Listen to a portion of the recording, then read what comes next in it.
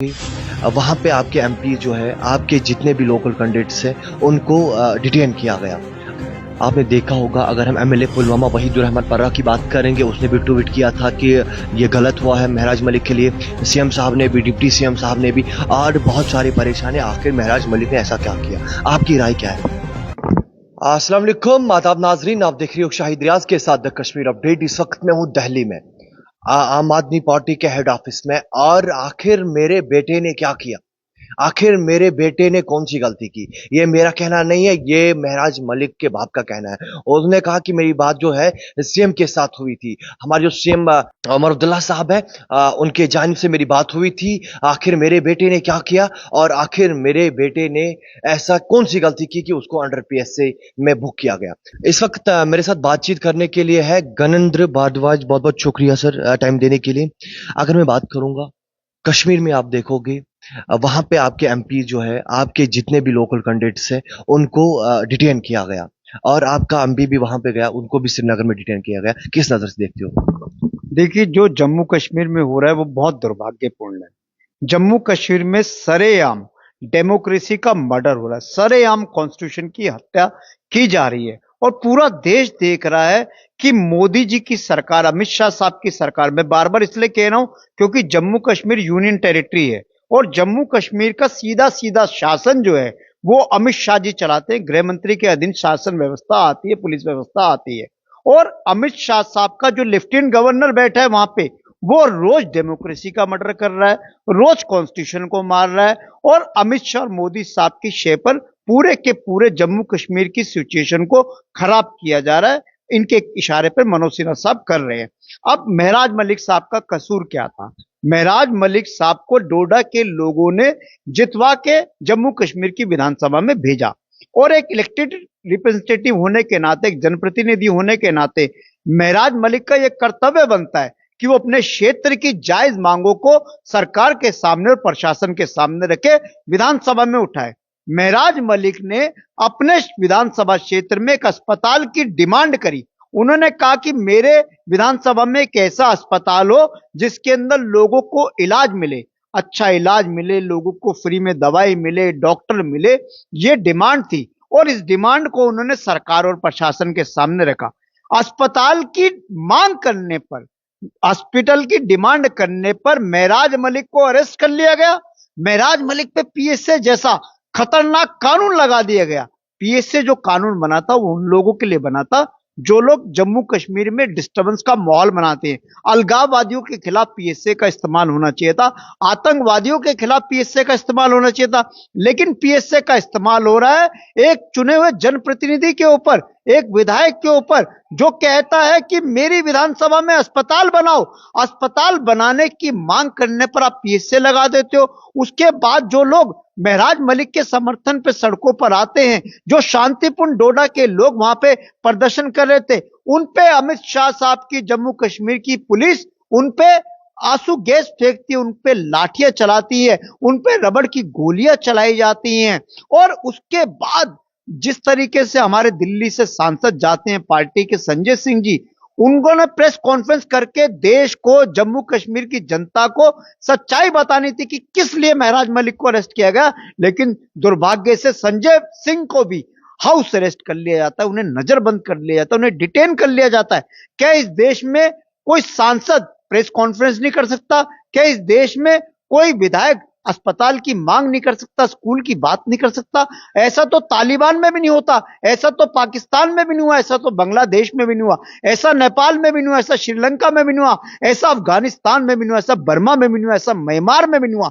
जिस तरीके से हमारे यहाँ पर भारत में लोकतंत्र की हत्या कर रही, ये बाबा साहब अंबेडकर हमें एक संविधान दे के गए थे, हमें एक व्यवस्था दे के गए थे, लेकिन आज अमित शाह साहब और मोदी जी लगातार गुंडागर्दी कर रहे, लगातार जो डेमोक्रेटिकल इंस्टीट्यूशन है उनको बुलडोज किया जा रहा है, लगातार जो कॉन्स्टिट्यूशनल बॉडीज हैं उन पे आघात किया जा रहा है। ये एक तरीके से बहुत दुर्भाग्यपूर्ण है और बहुत चिंताजनक स्थिति भी है। अगर मैं बात करूंगा, आपने देखा होगा, अगर हम एमएलए पुलवामा वहीदुर रहमान पर्रा की बात करेंगे, उसने भी ट्वीट किया था कि ये गलत हुआ है महराज मलिक के लिए। सीएम साहब ने भी, डिप्टी सीएम साहब ने भी, और बहुत सारी परेशानी। आखिर महराज मलिक ने ऐसा क्या किया? आपकी राय क्या है? देखिए, मैं वही कह रहा हूं कि जो अमित शाह साहब की लेफ्टिनेंट गवर्नर की सरकार जम्मू कश्मीर में चल रही है, वो वहां की चुनी हुई सरकार को काम नहीं करने दी। जम्मू कश्मीर के लोगों ने अपनी एक चुनी हुई सरकार बनाई, एक इलेक्टेड गवर्नमेंट बनाई। जो इलेक्टेड गवर्नमेंट जिसको जम्मू कश्मीर के लोगों ने जितवा के वोट दे के बनवाया है, आज एक जो अमित शाह का नुमाइंदा है लेफ्टिनेंट गवर्नर, वो चुनी सरकार के कामों को रोक रहा है। चुनी सरकार के मंत्रियों को काम नहीं किया करने दिया जा रहा, चुने हुए विधायकों को काम नहीं करने दिया जा रहा, चुने हुए पंचों सरपंचों को काम करने से रोका जा रहा है, लोगों के काम को रोका है, जनता के काम को रोक रहा है। ऐसा डेमोक्रेसी में नहीं होता। डेमोक्रेसी में जनता शासन चलाती है और जो जनता के चुने प्रतिनिधि हैं वो शासन चलाते हैं। ये अमित शाह साहब और मोदी जी जब से बने हैं, इन्होंने हर स्टेट में यही डिस्टर्बेंस कर रहे हैं।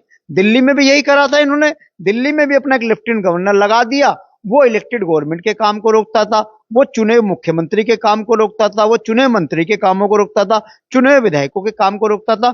वही काम जम्मू कश्मीर में हो रहा है कि जम्मू कश्मीर के लोगों ने, जम्मू कश्मीर की आवाम ने जिन लोगों को शासन के लिए चुना, उनके कामों को रोका जा रहा है, लोगों के कामों को रोका जा रहा है। और पूरी की पूरी जम्मू कश्मीर को भारतीय जनता पार्टी, अमित शाह साहब और मोदी जी, मनोज सिन्हा जो उनका एक वहां पे एक तरीके से मैं कहूं कि वो उनका शूटर की तरह बैठा हो कि जो आदेश दिल्ली से आते हैं और वो तुरंत उस पर वो कर देता है। तो लगातार इस तरीके से आप जम्मू कश्मीर की आवाम को जिस तरीके से परेशान कर रहे हो, लोगों के काम को रोक रहे हो, ठीक नहीं है। आपने कहा था कि इलेक्शन कम करवाएंगे तो यूनियन टेरिटरी का दर्जा खत्म कर देंगे, पूर्ण राज्य का दर्जा दे देंगे। क्यों पूर्ण राज्य का दर्जा नहीं दे रहे? क्यों आप जम्मू कश्मीर को आप सेंटर के अधीन रखना चाहते हो? ये बड़े बड़े सवाल है और इन सवालों का जवाब कभी ना कभी तो मोदी जी को और अमित शाह साहब को देना पड़ेगा। लेकिन मैं कहना चाहता हूं कि नेपाल से सीखिए, श्रीलंका से सीखिए, आप पाकिस्तान से सीखिए, आप बांग्लादेश से सीखिए कि वहां पे भी इस तरीके से लोगों की अभिव्यक्ति की आजादी को मारा गया था, लोगों के अधिकारों का हनन हुआ था, लोगों के अधिकारों का लोगों का शोषण हुआ था। वहां पे भी इस तरीके से जब लिमिट क्रॉस हो गई तो जनता ने आके सरकारों को बेदखल कर दिया, जनता ने आके सरकारों को हटा दिया। तो मेरी आपसे निवेदन है कि आसपास की देशों से सीखो और इस देश में को जो बाबा साहब अंबेडकर जो संविधान देके गए थे, जो उन्होंने लोकतांत्रिक व्यवस्था बनाई थी, ये देश लोकतंत्र से चलेगा, बाबा साहब के बनाए हुए कानून से चलेगा, बाबा साहब के बनाए हुए संविधान से चलेगा। आपकी गुंडागर्दी और तानाशाही से नहीं चलेगा। आप हिटलर को फॉलो कर रहे हो, लेकिन हिटलर का अंजाम इस देश ने देखा है। और मैं बार बार कहता हूं, जो हिटलर की चाल चलेगा वो हिटलर की मौत मरेगा। तो आप हिटलर को फॉलो मत करो, बाबा साहब अंबेडकर के संविधान को फॉलो करो, उनके लोकतंत्र को फॉलो करो। ये देश के लिए ठीक है, ये सबके लिए ठीक है। अब आपकी महराज मलिक के रिलेटेड क्या मैसेज है और महराज मलिक के लिए क्या कुछ डिमांड? देखिए, महराज मलिक के साथ आज पूरे देश का एक एक वो इंसान खड़ा हो जो देश के लोकतंत्र में बिलीव करता है, जो देश के संविधान में बिलीव करता है। आज महराज मलिक जी के लिए across the party, across the religion, across the geographical boundary, across the state, पूरा देश आज महराज मलिक के साथ खड़ा है। और महराज मलिक को जिस तरीके से इन्होंने अरेस्ट करा, जिस तरीके से पीस से लगाया, ये बहुत गलत है। और सरकार से हमारी डिमांड है, अमित शाह साहब से, मोदी जी से, कि थोड़ी सी शर्म बची हो तो महराज मलिक को रिहा करो, उसके ऊपर से पीएसए लगाओ, जम्मू कश्मीर के लोगों से माफी मांगो कि हमने ये गलत करा था, हमें ऐसा नहीं करना चाहिए था।